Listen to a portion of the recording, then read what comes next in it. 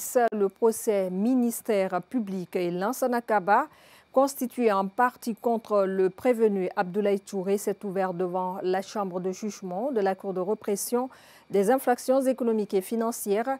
Il s'agit d'une affaire d'abus de confiance portant sur du numéraire dont le montant de ce chiffre à plus d'1 million de dollars. Le dossier a été mis en délibéré suite à l'exception de nullité soulevée par la défense. Omar Sow pour plus de détails.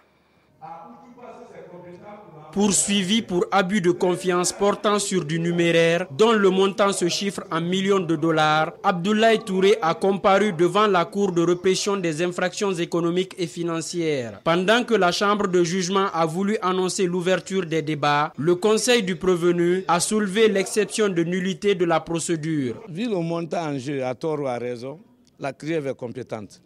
Mais quand même, le juge saisi du supplément d'information n'a pas le pouvoir d'ordonner la saisine de CRIEF parce qu'il n'avait pas ce pouvoir. Et le juge, au lieu d'exécuter ça, il se rend incompétent. Il n'a pas ce pouvoir, c'est un acte de nullité absolue. Si la Cour continue le débat, c'est un motif réel de cassation. Le montant qu'on nous demande là, c'est 1 300 000 dollars. L'équivalent a été versé à la banque sur son compte comme monnaie électronique. Il utilise le même montant au préjudice de ses partenaires.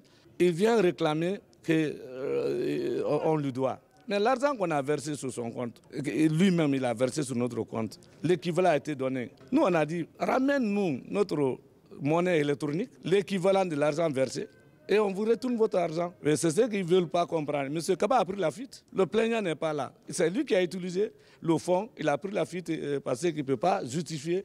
La partie civile, par contre, estime que cette demande de la défense n'est pas fondée et soutient que les juridictions du pays sont régies par des limites territoriales.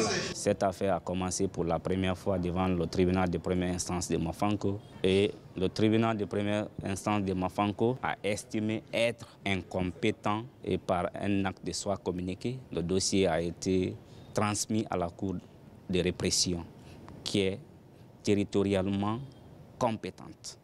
Donc, si l'avocat du prévenu sollicite encore l'incompétence de cette juridiction, ça c'est vraiment une demande non fondée. Donc, c'est vraiment dilatoire. C'est pourquoi la décision vous serait là et la décision serait vraiment de bon droit parce que tout simplement la juridiction, la Cour de répression est compétente, c'est elle qui doit connaître de cette affaire. L'affaire a été mise en délibéré sur l'incompétence soulevée par l'avocat prévenu pour le 15 de ce mois.